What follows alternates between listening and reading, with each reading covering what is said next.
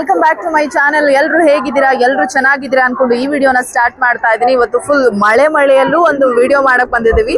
ಲಾಲ್ ಬಾಗಿಗೆ ಬಂದಿದ್ದೀವಿ flower show ನೋಡೋದಕ್ಕೆ ಅಂತ ಹೇಳಿ. ಸಂಡೇ ಬಟ್ ಫುಲ್ ಮಳೆ ಬರ್ತಿದೆ, ಸ್ಟಿಲ್ ಜನ ತುಂಬಾ ಬರ್ತಾ ಇದ್ದಾರೆ. ಸೊ ನೋಡ್ತಾ ಹೋಗೋಣ ಬನ್ನಿ ಏನೇನಿದೆ ಅಂತೆಲ್ಲ. ಸೊ ಫೈನಲಿ ನಾವು ಈ ಬಾರಿಯ ಲಾಲ್ ಬಾಗ್ ಫಲಪುಷ್ಪ ಪ್ರದರ್ಶನಕ್ಕೆ ಬಂದಿದ್ದೀವಿ. ಗಣರಾಜ್ಯೋತ್ಸವದ ಅಂಗವಾಗಿ 217ನೇ ಫಲಪುಷ್ಪ ಪ್ರದರ್ಶನ ನಡೀತಾ ಇದೆ 2025 ಅಲ್ಲಿ. ಸೊ 16ನೇ ಜನವರಿಯಿಂದ 27ನೇ ತಾರೀಕು ಜನವರಿ ತನಕ ನಡೀತಾ ಇರುವಂತದ್ದು. ಅಂದ್ರೆ ಆದಿಕವಿ ಮಹರ್ಷಿ ವಾಲ್ಮೀಕಿ ವಿಷಯಾಧಾರಿತ ಫಲಪುಷ್ಪ ಪ್ರದರ್ಶನ. ಸೊ ಹೇಗಿರುತ್ತೆ ನೋಡೋಣ. ಫಸ್ಟ್ ಗೇಟ್ ಅಲ್ಲಿ ಎಂಟ್ರಿ ಕೊಡ್ತಾ ಇದೀವಿ. ಟಿಕೆಟ್ ಬುಕ್ಕಿಂಗಿಗೆ ಅಂತ ಹೇಳಿ QR ಕೋಡ್ ಸ್ಕ್ಯಾನ್ ಮಾಡೋದಕ್ಕೂ ಆಪ್ಷನ್ ಕೊಟ್ಟಿದ್ದಾರೆ. ಅಂದ್ರೆ ಡೈರೆಕ್ಟ್ ಆಗಿ ಹೋಗಿ ಟಿಕೆಟ್ ತಗೊಳಕ್ ಹಿಂಸೆ ಆಗುತ್ತೆ ಅನ್ನೋರಿಗೆ ಆನ್ಲೈನ್ ಅಲ್ಲಿ ಟಿಕೆಟ್ ತಗೊಳಕ್ ಆಪ್ಷನ್ಸ್ ಇದೆ. ಸೊ ನೋಡ್ತಾ ಹೋಗೋಣ ಒಳಗಡೆ ಏನೇನಿದೆ ಅಂತ. ಜನ ಬರ್ತಿದ್ದಾರೆ. ಆಕ್ಚುಲಾಗಿ ಸಮಸ್ಯೆ ಏನಪ್ಪಾ ಅಂತ ಹೇಳಿದ್ರೆ ಮಳೆ ಬರ್ತಿದೆ. ಇವತ್ತು ಸಂಡೇ ಆಗಿರೋದ್ರಿಂದ ಜನ ಜಾಸ್ತಿ ಇರ್ತಾರೆ.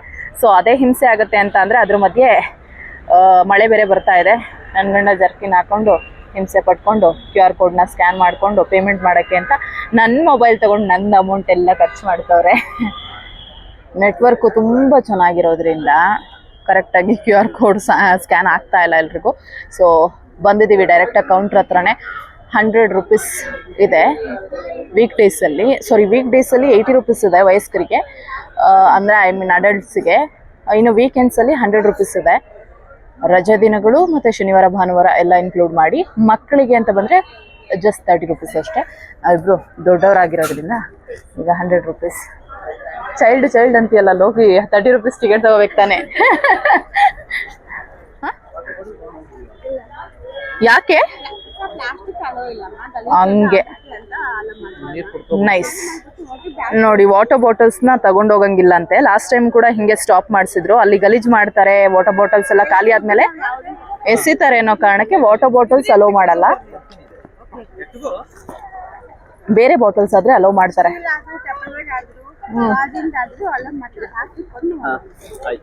Thank you. ಸೊ ಎಂಟ್ರೆನ್ಸ್ ಅಲ್ಲಿ ಮೆಟಲ್ ಡಿಟೆಕ್ಟರ್. ಸ್ಟಾರ್ಟಿಂಗ್ ಅಲ್ಲೇ ನಮಗೆ ಫುಲ್ ಎಷ್ಟು ಅಟ್ರಾಕ್ಟ್ ಮಾಡ್ತಿದೆ ಫ್ಲವರ್ಸ್ ಅಂದ್ರೆ, ಚಳಿಗಾಲದಲ್ಲಿ ಆಲ್ಮೋಸ್ಟ್ ಫ್ಲವರ್ಸೇ ಇರಲ್ಲ. ನಾವು ಮನೇಲಿ ಯೂಶ್ವಲಿ ಗಾರ್ಡನ್ಸ್ ಮೇಂಟೈನ್ ಮಾಡ್ತಿರೋರಿಗೆ ಗೊತ್ತಾಗತ್ತೆ ಕಡಿಮೆ ಹೂಗಳು. ಬಟ್ ಇಲ್ಲಿ ನೋಡಿದ್ರೆ ಫುಲ್ ಖುಷಿ ಆಗುತ್ತೆ. ಅಷ್ಟು ಚಂದ ಕಲರ್ ಹೂಗಳು. ಅಂದ್ರೆ ಸೇವಂತಿಗೆ ಜಾಸ್ತಿ ಇದೆ, ಕ್ರೆಸೆಂಥಮಮ್ ಅಂತಾರಲ್ಲ ಅದು. ನೋಡೋಣ ಬೇರೆ ಏನಿದೆ. ಲೇಕ್ ಸೈಡಲ್ಲಿ ಬಂದಿದ್ದೀವಿ. ಸೊ ಫುಲ್ ಚಳಿ ಫುಲ್ ಕಂಪ್ಲೀಟ್ ಆಗಿ ಫಾಗ್. ಒಂಥರ ಮಲೆನಾಡನ್ನ ನೋಡ್ದಂಗೆ ಆಗ್ತದೆ. ಸಸ್ಯಕಾಶಿ ಅಲ್ವಾ ಹೇಳಿ ಕೇಳಿ. ಜೊತೆಗೆ ಇಲ್ಲಿ ನೋಡಿ, ಇಲ್ಲಿ ಹಾಪ್ಕಾಮ್ಸ್ ಕಡೆಯಿಂದ ಒಂದಷ್ಟು ಸೀಬೆಕಾಯಿ, ಸೌತೆಕಾಯಿ ಚಿಪ್ಸು ಇನ್ನೂ ಇಟ್ಕೊಂಡಿದ್ದಾರೆ, ಸೇಲ್ ಮಾಡ್ತಿದ್ದಾರೆ. ಇನ್ನು ಅಕಸ್ಮಾತ್ ಏನಾದರೂ ಸಣ್ಣ ಮಕ್ಕಳನ್ನ ಕರ್ಕೊಂಡು ಬರ್ತಾರಲ್ಲ ತಾಯಂದಿರು, ಅವ್ರಿಗೆ ಹೆಲ್ಪ್ ಆಗಲಿ ಅಂತ ಹೇಳಿ ಮಕ್ಕಳಿಗೆ ಹಾಲು ಉಣಿಸೋವಂಥಕ್ಕೆ ಒಂದು ಕೇಂದ್ರ, ಒಂದು ರೂಮ್ ಮಾಡಿದ್ದಾರೆ. ಸೊ ಇಲ್ಲಿ ಬಿಸಿ ಸಮೋಸ ಮಾಡ್ತಾ ಇದ್ದಾರೆ. ಕೊಡಿಸ್ತೀರಾ? ಬಿಸಿ ಜೋಳ ಸುಡ್ತಾ ಇದ್ದಾರೆ. ಈ ಕಡೆ ಸಮೋಸ. ಯಾವುದೂ ತಿನ್ನಲ್ಲ ಬನ್ನಿ. ಸೊ ಫ್ರೂಟ್ಸ್ ಎಲ್ಲ ಇಟ್ಕೊಂಡವ್ರೆ. ಯಾಕಂದರೆ ನಮ್ಮ ಲಾಲ್ಬಾಗಿಗೆ ಬಂದಂತಹ ಜನ ತಿಂತಾರಲ್ವಾ, 100% ತಿಂತಾರೆ, ಇನ್ಕ್ಲೂಡಿಂಗ್ ಅಸ್. ಫಸ್ಟ್ ತಿನ್ನಕ್ಕೆ ನೋಡೋದಲ್ಲ. ಒಳಗಡೆ ರೆಗ್ಯುಲರ್ ಆಗಿ ರೋಸ್ ಗಾರ್ಡನ್ ಏನಿದೆ ಲಾಲ್ಬಾಗ್ ಒಳಗಡೆ, ಅಲ್ಲಿಗೆ ಬಂದ್ವಿ. ಈ ಟೈಮಲ್ಲಿ ಮನೆಯಲ್ಲೆಲ್ಲ ಹೂಗಳು ಬಿಡೋದೇ ಕಷ್ಟ ಅನ್ನೋ ಥರ. ಬಟ್ ಇಲ್ಲಿ ಬಂದರೆ ನೋಡಿ ಕಲರ್ ಹೂಗಳು ಸಖತ್ತಾಗಿದೆ. ಯಾಕಂತ ಹೇಳಿದ್ರೆ ಮೇಂಟೈನ್ ಮಾಡ್ತಾರಲ್ಲ ಇಲ್ಲಿ. ಈ ಫ್ಲವರ್ ಶೋ ಟೈಮಲ್ಲಂತೂ ಜನ ಜಾಸ್ತಿ ಬರ್ತಾರೆ ಅನ್ನೋ ಕಾರಣಕ್ಕೆ ತುಂಬ ನೀಟಾಗಿ ಮೇಂಟೈನ್ ಮಾಡ್ತಾರೆ. ಹಾಗಾಗಿ ಎಲ್ಲ ಗಿಡಗಳಲ್ಲೂ ಹೂವಿದೆ, ತುಂಬ ಸಖತ್ತಾಗಿದೆ. ಸೊ ಇದೇ ಖುಷಿಗೆ ಏನಂತೀರಾ? ಸೂಪರ್ ಅಂತೀನಿ. ಏನು ಸೂಪರ್ ಅಂತೀರಾ ನೀವು? ಮಳೆಯಲ್ಲಿ ನೆಂದು ಇಪ್ಪೇಕಾಯಿ ಥರ ಆಗಿದೆಯಾ? ಈ ಹೂವು ನಮ್ಮನೆಯಲ್ಲಿ ಆರೆಂಜ್ ಕಲರು, ಯೆಲ್ಲೋ ಕಲರ್ ಇದೆ. ಇಲ್ಲಿ ಸಕ್ಕತ್ತಾಗಿದೆ ನೋಡಿ. ವೈಟು ಮತ್ತು ಪಿಂಕು, ಡಾರ್ಕ್ ಪಿಂಕು, ಪರ್ಪಲ್ ಥರ ಸೂಪರ್ ಆಗಿದೆ. ಈ ಬ್ಯಾಂಡ್ ಸೆಟ್ದು ಇದಿದೆಯಲ್ಲ ಸ್ಟೇಜು, ಅಲ್ಲಿರೋದು ಸಕ್ಕತ್ತಾಗಿದೆ. ಎಲ್ಲಿ ನೋಡಿದ್ರು ಬರೀ ಸೇವಂತಿ ಹೂಗಳು ಕಾಣಿಸ್ತಾ ಇದೆ. ಯಾರ್ದು ನೆನಪಾಗ್ತಾ ಇದ್ದಾರೆ? ಯಜಮಾನ ಮೂವಿ ಸೇವಂತಿ ಹಾಡು ನೆನಪಾಗ್ತಾ ಇದೆ. ಸಕ್ಕತ್ತಾಗಿದೆ. ಈಗಲೂ ಮಳೆ ಬರ್ತಾ ಇದ್ರು ಕೂಡ ಜನಜಾತ್ರೆ ಆಗಿದೆ. ಸಣ್ಣ ಮಕ್ಕಳನ್ನೆಲ್ಲ ಕರ್ಕೊಂಡ್ ಬಂದಿದ್ದಾರೆ. ಬಿಕಾಸ್ ಇಟ್ಸ್ ಸಂಡೇ ಆಗಿರೋದ್ರಿಂದ, ಎಲ್ರಿಗೂ ರಜೆ ಇರೋದ್ರಿಂದ ಫ್ಯಾಮಿಲಿ ಸಮೇತ ಬಂದಿದ್ದಾರೆ. ತುಂಬ ಚೆನ್ನಾಗಿರುತ್ತೆ ಆ್ಯಕ್ಚುಲ್ ಆಗಿ. ಪ್ರತಿ ಬಾರಿ ಕೂಡ ಮಿಸ್ ಮಾಡ್ಕೊಳ್ಳಲ್ಲ. ನಂದಿ ಸುತ್ತನೂ ಫ್ಲವರ್ಸ್ ಎಲ್ಲ ಇಟ್ಟಿದ್ದಾರೆ. ಐ ಮೀನ್ ಎಲ್ಲ ಮಿಕ್ಸ್ಡ್ ಫ್ಲವರ್ಸ್, ಕಲರ್ ಚಂದ ಇದೆ. ಇದರ ಮಧ್ಯೆ ಸಾಂಗ್ ಬೇರೆ ಹಾಕೋರೆ ವಾಲ್ಮೀಕಿ ಅವ್ರದ್ದು. ನೋಡೋಣ ಒಳಗೆ ಏನೇನಿದೆ, ಹೆಂಗೆಂಗಿದೆ. ರಾಮಾಯಣವನ್ನ ರಚಿಸಿದಂತಹ ಆದಿಕವಿ ಮಹರ್ಷಿ ವಾಲ್ಮೀಕಿಯವರ ವಿಷಯಾಧಾರಿತ ಫಲಪುಷ್ಪ ಪ್ರದರ್ಶನ ನಡೀತಾ ಇರೋದು ಈ ಬಾರಿ. ಹಾಗಾಗಿ ಸ್ಟಾರ್ಟಿಂಗ್ ಅಲ್ಲಿ ಒಂದು ಮಹರ್ಷಿ ವಾಲ್ಮೀಕಿ ಅವರ ಕಂಚಿನ ಪುತ್ಥಳಿ ಇದೆ. ಅದನ್ನ ಹೊರತುಪಡಿಸಿದ್ರೆ ದೊಡ್ಡದಾಗಿ ಇನ್ನೊಂದು ಪುತ್ಥಳಿಯನ್ನ ನಿರ್ಮಾಣ ಮಾಡಿದ್ದಾರೆ. ಆಕ್ಚುಲ್ ಆಗಿ ಪ್ರತಿ ಸರಿ ಹೂವಲ್ಲೇ ಜಾಸ್ತಿ ಏನೋ ಮಾಡ್ತಾ ಇದ್ರು, ಬಟ್ ಈ ಬಾರಿ ಅವ್ರ ಹಿಂದೆ ಇರುವಂತ ಹುತ್ತಕ್ಕೆ ಹೂವಲ್ಲಿ ಡಿಸೈನ್ ಮಾಡಿದ್ದಾರೆ. ಬಟ್ ಮಹರ್ಷಿ ವಾಲ್ಮೀಕಿ ಅವರು ಕೂತಿರೋ ರೀತಿ ಏನು ಪುತ್ಥಳಿ ರೆಡಿ ಮಾಡಿದ್ದಾರೆ, ಅಲ್ಲಿ ಫ್ಲವರ್ಸ್ ಕಡಿಮೆ ಕಾಣಿಸ್ತಾ ಇದೆ ಎರಡೂ ಕಡೆ ಕೂಡ. ನೋಡ್ತಾ ಹೋಗೋಣ ಬೇರೆ ಏನೇನೆಲ್ಲ ಇದೆ ಅಂತ ಹೇಳಿ. ತುಂಬಾ ಫ್ಲವರ್ಸ್ ನ ಹಾಕಿ ಡಿಸೈನ್ ಮಾಡಿದ್ದಾರೆ. ದೊಡ್ಡದೊಂದು ಹುತ್ತನ ನಿರ್ಮಾಣ ಮಾಡಿದ್ದಾರೆ.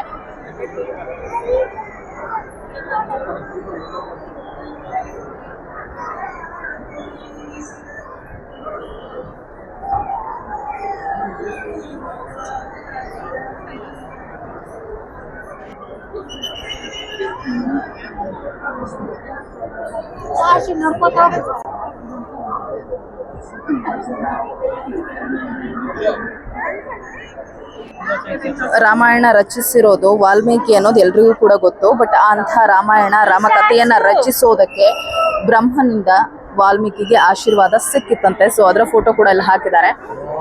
ನಾರದ ಮತ್ತು ರತ್ನಾಕರರು ಅಂದ್ರೆ ಹಿಂದಿನ ಮಹರ್ಷಿ ವಾಲ್ಮೀಕಿಗಳು ಭೇಟಿ ಆದಂತಹ ಒಂದು ಸಂದರ್ಭ. ಯಾಕೆ ಭೇಟಿ ಆಯ್ತು ಅನ್ನೋದ್ರ ಬಗ್ಗೆ ಅಲ್ಲಿ ಡೀಟೇಲ್ ಕೊಟ್ಟಿದ್ದಾರೆ. ಮತ್ತೆ ರಾಮನಾಮದ ಬಗ್ಗೆ ನಾರದರು ರತ್ನಾಕರ ಅಂದ್ರೆ ಮಹರ್ಷಿ ವಾಲ್ಮೀಕಿಗೆ ಉಪದೇಶವನ್ನ ಕೊಟ್ಟಿದ್ರಂತೆ.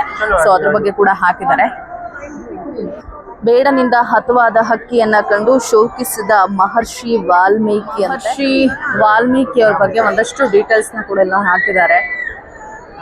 ಮಹರ್ಷಿ ವಾಲ್ಮೀಕಿಗಳ ಜೀವನದ ಪ್ರಾರಂಭಿಕ ಬದುಕಿನ ಬಗೆಗಿನ ಮಾಹಿತಿಗಳು ಅತ್ಯಲ್ಪವಾಗಿವೆ ಮತ್ತು ಅವು ಕೂಡ ಅತ್ಯಂತ ಗೊಂದಲಕಾರಿಯಾಗಿವೆ. ಎಷ್ಟು ಮಟ್ಟಿಗೆ ಅಂದ್ರೆ ಅವರ ತಾಯಿ ತಂದೆಯರ ಬಗ್ಗೆ ಮಾತ್ರ ಅಲ್ಲ, ಸ್ವತಃ ಅವರ ಹೆಸರಿನ ಬಗ್ಗೆ ಕೂಡ ಏಕಾಭಿಪ್ರಾಯ ಇಲ್ಲ ಅಂತೆ. ಅವರ ಹೆಸರು ಏನಿತ್ತು ಅನ್ನೋದು ಮೊದಲು ಹೊಟ್ಟೆಪಾಡಿಗೋಸ್ಕರ ಬೇಡನಾಗಿದ್ದಂತಹ ರತ್ನಾಕರ ದರೋಡೆಕೋರ ಆದ. ಅದಾದ್ಮೇಲೆ ಅಂತಹ ದರೋಡೆಕೋರನೇ ಬದಲಾಗಿ ಮಹರ್ಷಿ ವಾಲ್ಮೀಕಿಯಾಗಿ ರಾಮಾಯಣವನ್ನ ರಚಿಸಿದಂತಹ ಕಥೆಯನ್ನ ಇಲ್ಲಿ ಹೇಳೋದಕ್ಕೆ ಹೊರಟಿರುವಂಥದ್ದು. ಅಲ್ಲಿ ಹನುಮಂತ ಕೂಡ ಇದ್ದಾರೆ ನೋಡಿ. ರಾಮಾಯಣ ಅಂತ ಅಂದ್ಮೇಲೆ ಹನುಮಂತ ಇರ್ಬೇಕು. ಅಂದ್ರೆ ನಾರದರು ತಪಸ್ ಮಾಡ್ತಾ ಇದ್ದಂತಹ ರತ್ನಾಕರ ಅಂದ್ರೆ ವಾಲ್ಮೀಕಿಯನ್ನ ಎಚ್ಚರಿಸಿರೋದು. ವಾಲ್ಮೀಕದಿಂದ ಬಂದವ ಅಂದ್ರೆ ಹುತ್ತದಿಂದ ಬಂದಂಥವನು ಅನ್ನೋ ಕಾರಣಕ್ಕೆ ರತ್ನಾಕರನಿಗೆ ವಾಲ್ಮೀಕಿ ಅಂತ ಹೇಳಿ ಕರೀಲಾಗತ್ತೆ.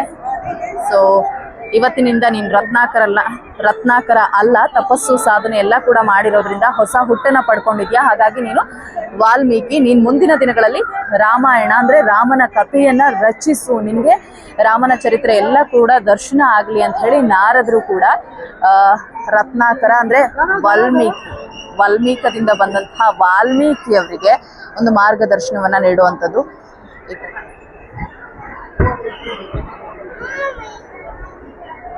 ಸೊ ಇಲ್ಲೊಂದು ಅಳಿಲಿಟ್ಟಿದ್ದಾರೆ. ರಾಮ ಕೃಪೆಗೆ ಪಾತ್ರವಾದಂತಹ ಅಳಿಲು ಅಂತ ಹೇಳಿ. ರಾಮನ ಕಥೆ ಅಂತ ಬಂದಾಗ ಅಳಿಲಿನ ಸ್ಟೋರಿ ಕೂಡ ಬಂದಿದೆ. ಸೊ ಅಂತಹ ಅಳಿಲನ್ನ ಇಲ್ಲಿಟ್ಟಿದ್ದಾರೆ. ಹಕ್ಕಿಯನ್ನ ಹೊಡೆದು ಕೊಂದಿದ್ದಕ್ಕೆ ವಾಲ್ಮೀಕಿ ಶಪಿಸಿದ್ರು ಬೇಡನೊಬ್ಬನನ್ನ ಅಂತ ಹೇಳಿ. ಸೊ ಅದರ ಒಂದು ಕಲಾಕೃತಿಗಳನ್ನ ಮಾಡಿಟ್ಟಿದ್ದಾರೆ ಇಲ್ಲಿ, ನೋಡ್ತಾ ಇರ್ಬೋದು. ರಾಮಾಯಣದ ಬಗ್ಗೆ ಬಹುತೇಕರಿಗೆ ಗೊತ್ತಿರತ್ತೆ. ರಾಮನಿಗೆ ಪಟ್ಟಾಭಿಷೇಕ ಮಾಡಬೇಕು ಅಂತ ಹೊರಟಾಗ ಭರತನಿಗೆ ಪಟ್ಟಾಭಿಷೇಕ ಮಾಡಬೇಕು ಅಂತ ಹೇಳಿ ನೀನ್ ಹೇಳಬೇಕು ಅಂತ ಹೇಳಿ ಮಂತ್ರೆ ಕೈಕೇಯಿಗೆ ಬೋಧನೆ ಮಾಡುವಂಥದ್ದು. ಅದರದೊಂದು ಫೋಟೋ ಹಾಕಿದ್ದಾರೆ. ಇನ್ನು ಸಿಂಪಲ್ ಆಗಿ ಇಲ್ಲೆಲ್ಲ ಫ್ಲವರ್ಸ್ ನ ಡೆಕೋರೇಟ್ ಮಾಡಿಟ್ಟಿದ್ದಾರೆ, ಬೇರೆ ಬೇರೆ ರೀತಿಯ ಫ್ಲವರ್ಸ್. ರಿಯಲ್ ಸೂರ್ಯಕಾಂತಿನ ಗೊಂಚಲು ಬೊಕ್ಕೆ ತರ ರೆಡಿ ಮಾಡಿಟ್ಟಿದ್ದಾರೆ. ರಾಮ ಶಿವಧನಸ್ಸನ್ನ ಎತ್ತಿದ ಅದು ಮುರಿದು ಹೋಗುತ್ತದೆ. ರಾಮಾಯಣ ಕತೆ ಕೇಳಿದವರಿಗೆ ಪೂರ್ತಿಯಾಗಿ ಇದ್ರ ಬಗ್ಗೆ ಗೊತ್ತಿರುತ್ತೆ. ಬಹುಶಃ ಅದ್ರದ್ದೊಂದು ಫೋಟೋ ಹಾಕಿದ್ದಾರೆ. ಅಂಡ್ ವಾಲ್ಮೀಕಿಯವರು ತಪಸ್ ಮಾಡಿದಾಗ ಅವರ ಮೇಲ್ ಬೆಳೆದಿದ್ದಂತಹ ಹುತ್ತ, ಅದನ್ನ ಈ ರೀತಿ ಡಿಸೈನ್ ಮಾಡಿದ್ದಾರೆ. ದೊಡ್ಡದಾಗಿರೋ ಹುತ್ತನ ರೆಡಿ ಮಾಡಿದ್ದಾರೆ. ಕಂಪ್ಲೀಟ್ ಫ್ಲವರ್ಸ್ ಇಂದ ಅದನ್ನ ಡೆಕೋರೇಟ್ ಕೂಡ ಮಾಡಿದ್ದಾರೆ. ಇದೇನ್ ಲೆಮನ್ ಅಥವಾ ಆರೆಂಜ್ ಗೊತ್ತಾಗ್ತಾ ಇಲ್ಲ, ಬಹುಶಃ ಅದು ಲೆಮನ್ ಅನ್ಸುತ್ತೆ. ಗಿಡ ಚಿಕ್ಕ ಚಿಕ್ಕ ಗಿಡಗಳು, ಬೋನ್ಸಾಯಿ ಗಿಡಗಳ ತರ, ಅದರಲ್ಲೇ ಹಣ್ಣು ಬಿಟ್ಬಿಟ್ಟಿದೆ ಆಲ್ರೆಡಿ. ಪಂಚವಟಿ, ರಾಮ, ಸೀತೆ ಹಾಗೆ ಲಕ್ಷ್ಮಣ ಮೂವರು ಕೂಡ ವನವಾಸದ ಸಂದರ್ಭದಲ್ಲಿ ಕಾಡಿನಲ್ಲಿ ಇದ್ದಂತಹ ದೃಶ್ಯಗಳನ್ನ ಇಡಲಾಗಿದೆ. ಜಿಂಕೆಗಳು ಇದೆ, ಗಮನಿಸ್ತಾ ಇರ್ಬೋದು. ನವಿಲು, ಬೇರೆ ಬೇರೆ ಹಕ್ಕಿಗಳನ್ನ ಕೂಡ ಇಲ್ಲೇ ಇಟ್ಟಿದ್ದಾರೆ. ಡಿಫ್ರೆಂಟ್ ಆಗಿ ರೆಡಿ ಮಾಡಿದ್ದಾರೆ. ನೋಡಿ ಇಲ್ಲಿ ಯಾವಾಗ ರಾಮ ಪಟ್ಟಾಭಿಷೇಕ ಆಗ್ಬೇಕು ಅಂತಿರುತ್ತೋ ರಾಮನಿಗೆ, ಆ ಸಂದರ್ಭದಲ್ಲಿ ಅವನ್ ಕಾಡಿಗೆ ಹೊರಡೋದಕ್ಕೆ ನಿರ್ಧರಿಸ್ತಾನೆ. ಯಾಕಂತ ಹೇಳಿದ್ರೆ ದಶರಥನ ಕೈಯಿಂದನೇ ನೀನು ವನವಾಸ ಮಾಡಬೇಕು ಅಂತ ಹೇಳಿಸ್ತಾರೆ. ಸೊ ರಾಮನೊಂದಿಗೆ ಸೀತೆ ಮತ್ತು ಲಕ್ಷ್ಮಣ ಇಬ್ರು ಕೂಡ ಕಾಡಿಗೆ ಹೊರಟಾಗ ಅಲ್ಲಿದ್ದಂತಹ ಜನರೆಲ್ಲರೂ ಕೂಡ ಬೇಜಾರಾಗ್ತಾರೆ, ಕಾಡಿಗೆ ಹೊರಡೋದು ಬೇಡ ಅಂತ ಹೇಳಿ. ಸೊ ಅದರ ಚಿತ್ರವನ್ನ ಕೂಡ ಇಲ್ಲಿ ಹಾಕಿದ್ದಾರೆ. Other than this flowers, complete flowers ನೋಡಿ, ಬೇರೆ ಬೇರೆ ಬೇರೆ ತರದ ಫ್ಲವರ್ಸ್ ಎಲ್ಲ ಇದೆ ಇಲ್ಲಿ. ಅಂಡ್ ತುಂಬಾ ಅಟ್ರಾಕ್ಟಿವ್ ಆಗಿರೋ ಪರ್ಪಲ್ ಫ್ಲವರ್ಸ್. ಸೊ ವಾಲ್ಮೀಕಿ ಅವರ ಕುರಿತಂತೆ ಒಂದಷ್ಟು ಚಲನಚಿತ್ರಗಳು ಕೂಡ ಮೂಡ್ ಬಂದಿದೆ. ಸೊ ಅದರ ಬಗ್ಗೆ ಕಂಪ್ಲೀಟ್ ಆಗಿ ಡೀಟೇಲ್ಸ್ ನ ಇಲ್ಲಿ ಹಾಕಿದ್ದಾರೆ. ಡಾಕ್ಟರ್ ರಾಜ್ಕುಮಾರ್ ಕೂಡ, ಅಣ್ಣವರು ಕೂಡ ವಾಲ್ಮೀಕಿಯ ಪಾತ್ರದಲ್ಲಿ ಗುರುತಿಸ್ಕೊಂಡಿದ್ರು, ಅಂದ್ರೆ ಮೂವಿಯಲ್ಲಿ. ಸೊ ಅದರ ಬಗ್ಗೆ ಕೂಡ ಇಲ್ಲಿದೆ ಪೋಸ್ಟರ್. ಮಹರ್ಷಿ ವಾಲ್ಮೀಕಿ ಬರೆದಂತಹ ರಾಮಾಯಣವನ್ನ ನಾವು ಇಂದಿಗೂ ಕೂಡ ಪೂಜಿಸ್ತೀವಿ. ಅದಕ್ಕೆ ಅದರದೇ ಆದಂತಹ ಮಹತ್ವ ಇದೆ. ಅದರ ಹೊರತಾಗಿ ಸಾಕಷ್ಟು ಜನ ಕೂಡ ರಾಮಾಯಣವನ್ನ ರಚಿಸಿದ್ರು. ಮಹರ್ಷಿ ವಾಲ್ಮೀಕಿ ಅವರ ರಾಮಾಯಣದ ಜೊತೆಗೆ ಬೇರೆ ಬೇರೆ ಭಾಷೆಗಳಲ್ಲಿ ಕೂಡ ರಾಮಾಯಣವನ್ನ ರಚಿಸಿದವರು ಇವರು. ಇನ್ನು ಅವಧಿಯಲ್ಲಿ ತುಳಸಿ ರಾಮಾಯಣ, ಮಲಯಾಳಿಯಲ್ಲಿ ಕಿಲ್ಲಿಪಟ್ಟು ಮಲಯಾಳಿಯಲ್ಲಿ ಆಧ್ಯಾತ್ಮ ರಾಮಾಯಣಂ, ಮರಾಠಿಯಲ್ಲಿ ಭಾವಾರ್ಥ ರಾಮಾಯಣ, ಮೈಥಿಲಿಯಲ್ಲಿ ಮೈಥಿಲಿ ರಾಮಾಯಣ, ಹಾಗೆ ರಾಮಾವತಾರ ಚರಿತ. ಕನ್ನಡದಲ್ಲಿ ವಾಲ್ಮೀಕಿ ರಾಮಾಯಣ ಗೊತ್ತು, ಆದ್ರೆ ಬೇರೆ ಬೇರೆ ಭಾಷೆಗಳಲ್ಲೂ ಕೂಡ ರಾಮಾಯಣವನ್ನ ರಚಿಸಿದವರಿದ್ದಾರೆ. ಇಷ್ಟು ತನಕ ಅದನ್ನೇ ತೋರಿಸ್ತಾ ಇದೆ. ಒಡಿಯಾದಲ್ಲಿ ವಿಲಂಕ ರಾಮಾಯಣ, ಅಸ್ಸಾಂನಲ್ಲಿ ಸಪ್ತಕಾಂಡ ರಾಮಾಯಣ, ಹಾಗೆ ತೆಲುಗಿನಲ್ಲಿ ರಂಗನಾಥ ರಾಮಾಯಣ, ತಮಿಳಿನಲ್ಲಿ ಕಂಬ ರಾಮಾಯಣ, ಬೆಂಗಾಲಿಯಲ್ಲಿ ಕೃತ್ತಿವಾಸ ರಾಮಾಯಣ, ಹಾಗೆ ಕೊಂಕಣಿಯಲ್ಲಿ ಕೃಷ್ಣದಾಸ ರಾಮಾಯಣ. ನಮ್ಮ ದೇಶದಲ್ಲಿ ಮಾತ್ರ ಅಲ್ಲ, ಹೊರದೇಶಗಳಲ್ಲಿ ಕಾಂಬೋಡಿಯಾದಲ್ಲಿ ರಿಂಕರ್, ಹಾಗೆ ಇಂಡೋನೇಷ್ಯಾದಲ್ಲಿ ಕಾಕುವಿನ್ ರಾಮಾಯಣ, ಮಲೇಷ್ಯಾದಲ್ಲಿ ಹಿಕಾಯತ್ ಶರಿ ರಾಮಾಯಣದ ಸಂಪೂರ್ಣ ಕತೆ. ಲಂಕೆಯಲ್ಲಿ ಇದ್ದಂತಹ ಸೀತೆಯನ್ನ ಕರ್ಕೊಂಡು ಬರೋದಕ್ಕೆ ಅಂತ ಹೇಳಿ ಸಮುದ್ರದ ಮಧ್ಯೆ ಸೇತುಬಂಧ, ಅಂದ್ರೆ ಕಲ್ಲುಗಳನ್ನ ಇಟ್ಟು ಸೇತುವೆಯನ್ನ ನಿರ್ಮಿಸಿ ಅಲ್ಲಿಗೆ ರಾಮ, ಲಕ್ಷ್ಮಣ ಹಾಗೆ ವಾನರ ಸೇನೆ ಕಂಪ್ಲೀಟ್ ಆಗಿ ಹೋಗ್ತಾ ಇರುವಂತಹ ಒಂದು ರಾಮಾಯಣದಲ್ಲಿ ಕೇಳಿರ್ತೀರಲ್ವಾ, ಯಾವಾಗ ಲಂಕೆಗೆ ಹೋದಂತಹ ಹನುಮಂತನನ್ನ ರಾವಣ ಬಂಧಿಸಿ ಇಡ್ತಾನೆ, ಆ ಸಂದರ್ಭದಲ್ಲಿ ಅವನಿಗಿಂತ ಅಂದ್ರೆ ರಾವಣನಿಗಿಂತ ಎತ್ತರದ ಸಿಂಹಾಸನದಲ್ಲಿ ಕೂರ್ಬೇಕು ಅಂತ ಹೇಳಿ ಆಂಜನೇಯ ತನ್ನ ಬಾಲವನ್ನೇ ಸಿಂಹಾಸನದ ರೀತಿಯಲ್ಲಿ ಸುತ್ತಕೊಂಡು ಅದ್ರ ಮೇಲೆ ಕೂತ್ಕೊಂತಾನೆ. ಆ ಒಂದು ದೃಶ್ಯವನ್ನ ಕೂಡ ಇಲ್ಲಿ ಇಟ್ಟಿದ್ದಾರೆ.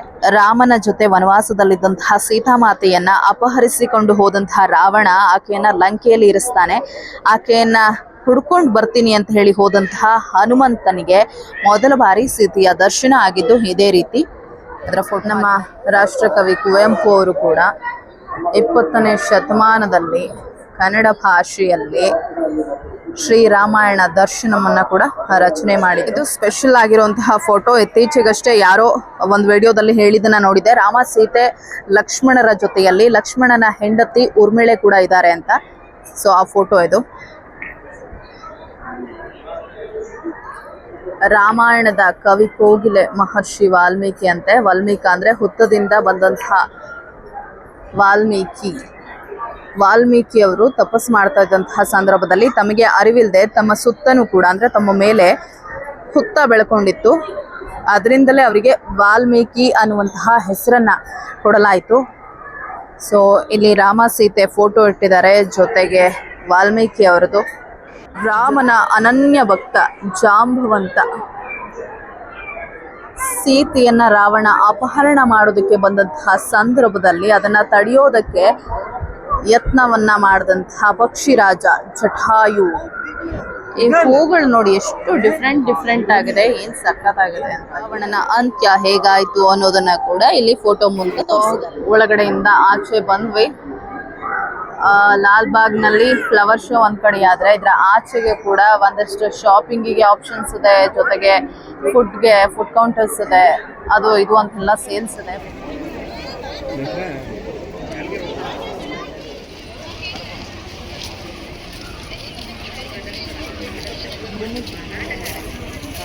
ಆ್ಯಕ್ಚುಲಾಗಿ ಲಾಲ್ಬಾಗಲ್ಲಿ ಯಾವ ದಿನ ಬಂದ್ರೂ ಸೇಲ್ ಆಪ್ಷನ್ಸ್ ಇರುತ್ತಲ್ವ, ಬೇಕಾಗಿದ್ದ ಥರದ ಗಿಡ ತೊಗೋಬೋದು.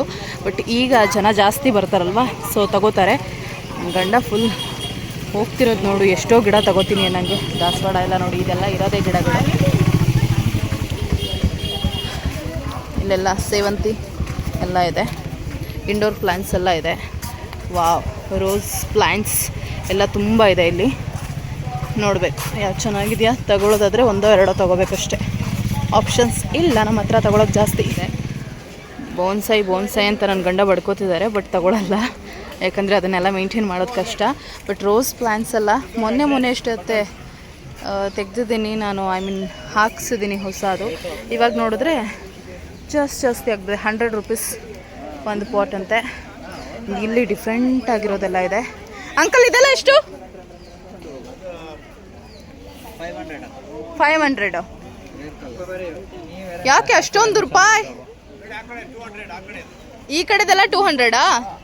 ಓಕೆ, ಇದೆಲ್ಲ 200 ರೂಪೀಸ್ ಅಂತೆ ಗಿಡಗಳು. ಅಲ್ಲಿ ನಮ್ಮ ಮನೆ ಹತ್ರ ಎಲ್ಲ 80-90 ರೂಪೀಸಿಗೆ ಸಿಗುತ್ತೆ. ಬಟ್ ಇಲ್ಲಿ ಕಲರ್ಸ್ ಎಲ್ಲ ಚೆನ್ನಾಗಿದೆ, ದೊಡ್ಡ ಗಿಡ ಚೆನ್ನಾಗಿದೆ ನೋಡಿ. ದಾಸವಾಳ ಅಂತೂ ಸೂಪರ್ ಆಗಿದೆ.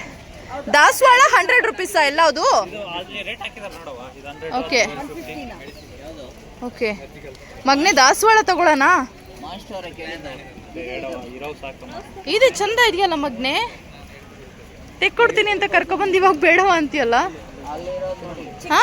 ಸೊ ಈ ವಿಡಿಯೋನ ಇಲ್ಲಿಗೆ ಎಂಡ್ ಮಾಡ್ತಾ ಇದ್ದೀನಿ. ವಿಡಿಯೋ ಯಾರಿಗೆಲ್ಲ ಇಷ್ಟ ಆಯ್ತು ಪ್ಲೀಸ್ ಲೈಕ್ ಮಾಡಿ. ಹಾಗೆ ಯಾರೆಲ್ಲ ಫಸ್ಟ್ ಟೈಮ್ ನನ್ನ ಚಾನೆಲ್ನ ನೋಡ್ತಾ ಇದ್ದೀರಾ ಪ್ಲೀಸ್ ಸಬ್ಸ್ಕ್ರೈಬ್ ಮಾಡಿ. Thank you.